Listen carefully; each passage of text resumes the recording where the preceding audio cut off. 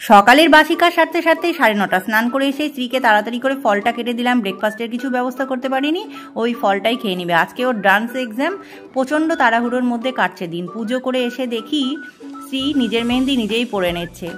বাঁ হাতটা পড়তে পারলেও ডান হাত পারছিল না, তাই ওর দাদা পরিয়ে দিচ্ছে। দেখে তো খুব খুশি হলাম। আর আমি চলে এলাম রান্না করে, তাড়াহুড়ো করে রান্না বান্না করবো। আজকে একদম সিম্পল সাদামাটা সেদ্ধ রান্না করব, শুধু মুসুর আর মুগের ডালটাই করে নিচ্ছি, কালো জিরে, কাঁচা লঙ্কা, পেঁয়াজ আর টমেটো দিয়ে।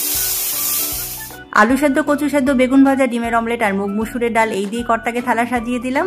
খাওয়া দাওয়া করে ও কাজে বেরিয়ে যাচ্ছে, সাথে টুকটাকে একটু দিয়ে দিলাম দুপুরে খাওয়ার জন্য। তারপর এসে মেয়ের সমস্ত নাচের জিনিসপত্র বের করে নিয়ে নিজে রেডি হয়ে মেয়েকে রেডি করতে শুরু করেছি। হুড়োহুড়ি ছুটোছুটি করে সাজাতে সাজাতে প্রায় 3টে।